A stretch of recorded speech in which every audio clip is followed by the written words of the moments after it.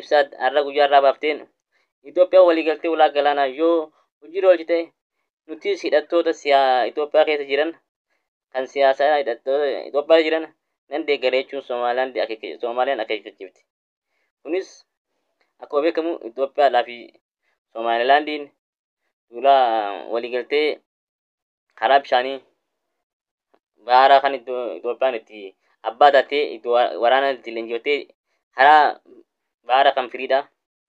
Kan walii galanii fi gama Itoophiyaatiin ammoo akka ati biyya taate beekamtii siifin kennaa jechuudhaan san bira dabree Itoophiyaan hanga waraana Somaalilaandiidhaa leenjisuudhaan fi garaagaraatiin Somaalilaand akka biyya taate addunyaarra beeksisaa jirti. Inni biraa immoo mootummaan gama Soomaaliyaatiin yeroo ammaa tana fayyatti torbee guyyaa 3 dura kan jedhamaa jiru mootummaan Itoophiyaadhaa Soomaaliyaa dirree xayyaaraa isaa hunda to'atee jira.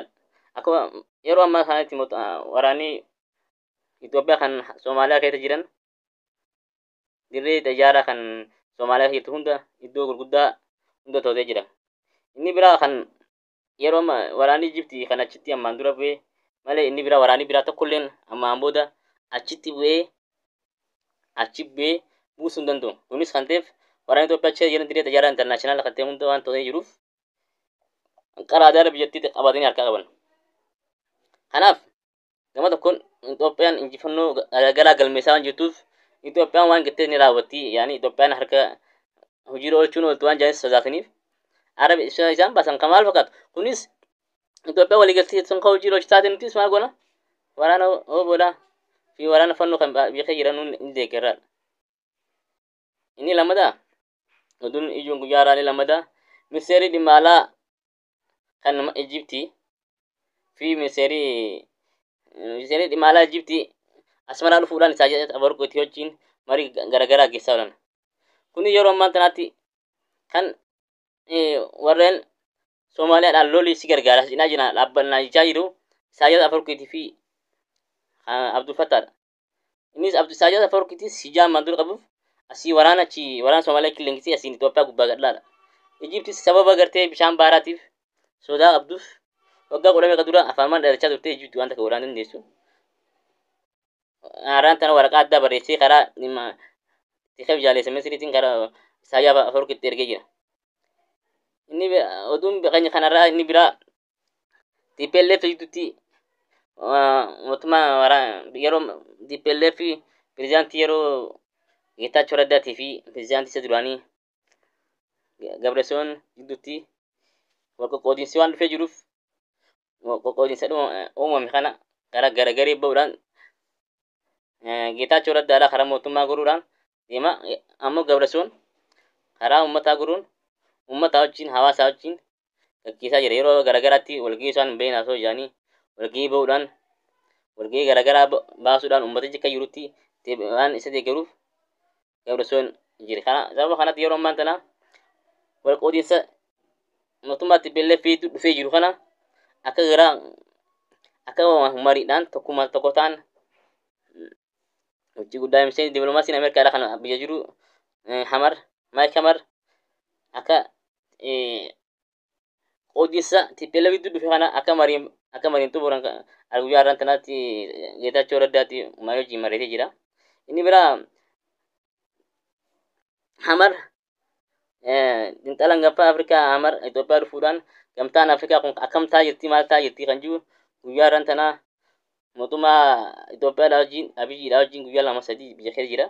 Akkam deemaa jirti waan jiru marii guddaa gaggeessaa jiran. Marii kanaanis Ameerikaa yeroo ammaa tanatti mootummaan Ameerikaa kan jedhamu kun mootummaa hattuudha.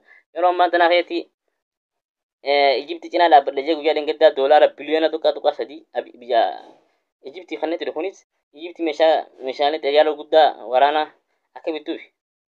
Kunis kan ta'eef Itoophiyaan xayyaara guddaa waraanaa kan attaa gurwa meeshaan waraana takka keessa seene kan dhoowwu kan gurguddaa kan Ijiptiin qabne waan bittee jirtuuf Ijiptii waan muddamtee sodaatteef ammalee tiiree xayyaara kachee waraana yeroo ammaa kana keessatti waraanni Ijiptii kan Soomaaliyaa keessa jiru yaaddoo keessa jira akkatti hin qabu. Waraanni Itoophiyaa kan Amisoon jedhaniin 10,000 ol duraan achi keessa jira waggaa 10 beekan guutuutti Soomaaliyaa isa waan taate waan beekaniif achi keessa waan jiraniif Ijiptii maa muddamtee gamaa gamana akka taatu dhabde. Amalees yeroo ammaa kanatti Ijiptii yoo tarkaanfii takka fudhatte waraanni Israa'eliin anaas fidhaa jettiin lafa Paalestiin guutuu kan qabattee itti dhiyaattee jirti. Akkuma beekamu oduu ijoo hara guyyaa hara qabannee isin dhiyaanne keessaa inni biraa torbee dabre keessa yeroo waraanni waraanni Itoophiyaa fi Somaalii waraana labsanii walitti buufataa jiran kana keessatti Ijiptii waraana achi buusuudhaan xayyaaraan achi buusee TPLF Eertiraan achiin dhaabbattee walitti ba'aa jiran kanatti Abiyyiileen waraana waboo biyya keessa jiru Oromoo sosobuudhaaf kuni kan ta'eef waraanni fannoo Amaarilleen Abiyyi dhoonajee gaara jira waraana Itoophiyaadhaa kanatti makalaakaa Abiyyi ijoollee xiqqoo Abiyyi lankisee jiru sana fannoon achuma qabdee rashanaa jirti. Kanaaf waraana kan yeroo waggaa tokko dura kan TPLFitti kan dhumate waraanni Itoophiyaa yeroo ammaa kana itti laabsee jira. Kuni kan ta'e lola waggaa tokko dura TPLF naannoo Tigraayitti dhaqanii uummanni kan jirutti dhumatee turee fi inni lammaffaan immoo waraana fannoodha yeroo ammaa tanaatti naannoo Amaaraa keessatti deemaa jiru kana. Kanaan waraanni Abiyyiin ijoollee Oromoo ilmaan xiqqishaa leenjisee baay'ee takka lama leenjisee jiru kun achumatti fannoo akka reebee lolaatti rashanaa jirti. Yeroo ammaa tana inni biraa waraanni waboo kan biyya keessa jirus yeroo ammaa tana keessatti kan malee leenjii dagaagee guddatee qabsoo finiinsaa waan jiruuf godinaalee Oromiyaadhaa godina hedduu godina akka Wallaggaa Gujii Wallagga Bahaa Wallaggaa Lixaa fi hanga gartee Shawaa Kaabaa Finfinnee jala jira shaggar jiran kanatti Arsii hunda bakka hedduu qabatanii waraanni ijoolleen dargaggoota waboon kanneen haala jireenya qaalii fi mootummaan kun wajjin ta'anii gaggeessaa jiru akka jirutti waan itti galaa jiraniif kana waan sodaatiif hidhamtoota hogganoota abaaboodhaa kan waggaa 4 hidhaa tursiisee kanneen akka Jeneraal Gammachuu Ayyaanaa fa'aa hidhaa tursiisee torbee dabre keessa sababa lolaa kun ta'eef gadhiise. Kunis du'aallee kan hidhamanis sababa bayyata kan alatti yeroo ammaa tana guyyaa har'aan tana ibsaa ijoollee Oromoo baasna akka jirutti ijoolleen Oromoo Dr. Bayaan Asaboo fi Profeesar Muhammad Abbaa Jabal qondaaltonni olaanoon abaa'ooti bakka namanee hidhaatti gallakkifaman yakka hin hojjenne jalqabumaa hidhamuu hin qabanii hidhaa cubbuu irratti raawwatamee jiran. Itoophiyaan biyya seeraan bultu osoo taatee beenyaa guddaatu kaffalamaa kan jedhan hayyoonni kunniin mootummaan kan seera hin kabajnee fi biyya olaantummaan seeraa keessa hin jirre waan taateef jedhaniiru. Nagaa waaraa buusuuf hidhamtoota siyaasaa hunda hiikuu jaarmaaleen siyaasaa gareen shororkeessotaa jalatti ramadee baasuu fi marii nagaa qopheessuu akka qabu hin dhaamu. Dr. Bayaan Asaboo qondaala abaa'oo kana roorroo ulfaataa mana hidhaa keessatti irra ga'een qaamaa fi sammuu isaanii miidhamuu ibsan. Sirni biyyattiin qabsoo Oromoo fi namoota Oromoof qabsaa'an waan hin jaalanneef namoota qabsoo Oromoo gaggeessan hidhan jedhan. Dhaabbilee mirga namummaaf falman dhugaan qondaalota abaa'oo kana gabaasaa kan turaniifis sirriitti waan beekan ta'uu kan ibsan Dr. Bayaan Asaboo namoonni manni murtii bilisa baasee fi yakka malee hidhaman ta'uu ibsan. Erga isaanii dhaabaanis silaa mootummaan nageenya isaaniif wabii ta'uu qaba ture jedhan.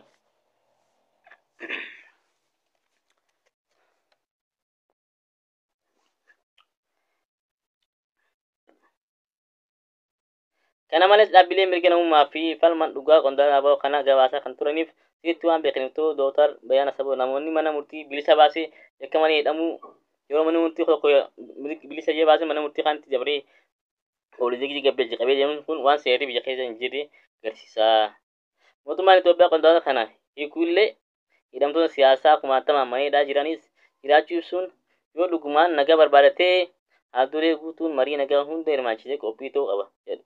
Jaarmoleen siyaasaa shororkeessummaa farajee irraa ramatti shororkeessummaa kaasuu fi hidhamtoota siyaasaa hunda hiikuuf waraana dhaabuun fedhii nagaa buusuuf qabu agarsiisuu akka qabuudhaan mootummaan yeroo mara gaaffii uummataa humnaan waraana ukkaamsuu fi faayidaa bituuf yeroo yaalutti argamu jedhan. Haa ta'u malee ammatti mootummaan nagaa buusuuf qophiidha. Waan nama jechisiisu hin jiru. Kanaaf gaafiin Oromoo balleessuu irratti xiyyeeffate. Gaaffii uummanni Oromoo garagaraa gaafatan balleessuu irratti hojjechaa jiraachuu ibsaniiru. Profeesar Muhammad Abbaa Xeeroo yaada Dr. Bayaan Asaboof waliif galuuf ta'anii abaa'oon mul'ata Oromoon haa bilisoomu jedhu waan qabuuf mootummaan garuu sana waan hin feeneef namoota yaadaa fi ilaalcha akkasii qaban hidhaa jedhan. Itti dabaluun Profeesar Mahammad Abba Jabal uummanni Oromoo gara ofii fadhiitti of barbaadu malee gaafii dhagoo ofii deebisuuf yaadeen qabu jedhan. Addi bilisummaa Oromoo gaafii Oromoo qabatee qabsaa kan jedhan mootummaan Itoophiyaa garuu gaafii Oromoo kan ofiin uummanni haa dhaguu waan hin feeneef jedhan.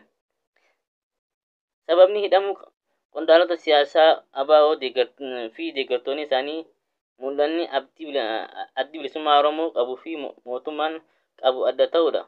Sababa kaayyoon addi bilisummaa Oromoo fi kaayyoon mootummaan qabsaa jiruuf garaagarteef namoota ABO deeggaran jedhamu shakkaman hundaan qabu. Qondaaltonni ABO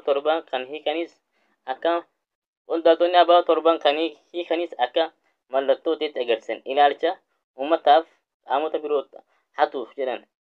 Oromoon garaa ofii barbaadetti ofuu barbaadu jechuunis yaarii isaanii Oromoon ofuu barbaada. Sunuu immoo kan dantaa Oromoo eege akka hin taane ibsanii jiru. Kanumatti sun uummanni Oromoo yeroo ammaatti qabsoon uummanni Oromoo walaa qabsaa tureefis kan qabsaa jiruufis addi bilisummaa Oromoo jalqaba kan qabsaa'ee mootummaa dargiitti cabseetiin hanga ammaa qabsaa jiruufis gaafii birmadummaa uummata Oromooti. Kanaaf sirni yeroo ammaa tana biyya bulchaa jiru sirni mootummaa nafxanyaa Abiyyi Ahmad kan inni oofaa jiruu fi gaaffiin Oromoodhaa kaayyoon Oromoodhaa walitti hin deemu. Kanaaf gaaffiin Abiyyi Itoophiyaa jee namoota jajjabaa siyaasaadhaa beekumsaa fi barumsaa fi beekamtiidhaan isa caalan hunda akka isaan hin beekamne qabaadha. San malees namoota gaaffii siyaasaa gaafatu hunda gaaffii kanaa maa gaafattu jechuudhaan dhoorsaadhaan sababa hin taane qabeedha. Fakkeenyaaf akkaan Haggaasaadhaa biyya dimokiraasii godhuudhaaf gaaffii mirgaa gaafate. Yeroo ammaa kanatti waan ABO deeggartee jechuu qabaadhaa jira. Kan qaama baatii jaawal hidhaa jira. Inni biraa waraanni bilisummaa Oromoo kaayyoon inni ganaa qabsaa'eef akkuma beekamu uummata Oromoo bilisoomsuuf. Kana bilisummaa yeroo jedhamu namni qabeenya fiiratti abbaatu biyya fiitti abbaatee qabeenya ka'ee akka fayyadatti bittee gurgurachuu biyya ka'ee keessatti naannoo itti mirgee fi bulchuudha.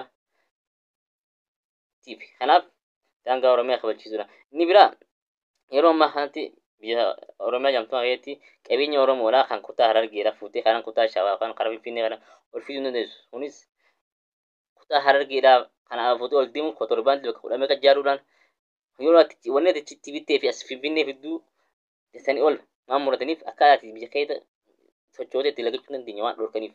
Yeroo ammaa kana keessatti shamisa lama fuutee Harargee fuutee karaa Adaamaa fiduu dandeessu. Ana yeroo jedhamu biyya cuubamtee waan hin taaneen akkamitti uummanni dalagatee akkamitti misoomaan guutuuf kan jiru fi maaqabii garagaraa akka jimaanaan Harargeedhaa gurguramee uummanni Harargee kun waan hin taaneef akkuma Wallaggaa ifaa dhaamsuudhaan diinagdee isaanii waggaa meeqaaf shaniif Wallaggaa qabsoo isaanii kalaafaniin godha jee osoo jee Wallagga qabsoon nagee Wallagga akka bilisoomtu godhaa jiru kun Harargee dhufee baranaaf uummata Harargee bilisaa jira. Kanaaf uummanni Oromoo keenya kan ba'aa kan dhiyaa kan kaabaa kan jettan hundinuu yeroo ammaa kanatti kaayyoo Abiyyi waan godhaa jiruu fi inni deemaa jiru sun manni hundi ni beeka. Kanaaf manni Oromoo kan jettan kaabaa kibba jettan bakka hundi jettan tokkummaadhaan tokkotaa socho'aa kutaa waliin qoodinaa tokkotaa wal dhageeffadhaa yaada walittis fudhadhaa hanga Oromoon ni bilisoomti. Adda bilisummaa Oromoo wajjin haa dhaabbannu. Oboon hojii bilisoomnaa. Oboon abbaa biyyaati.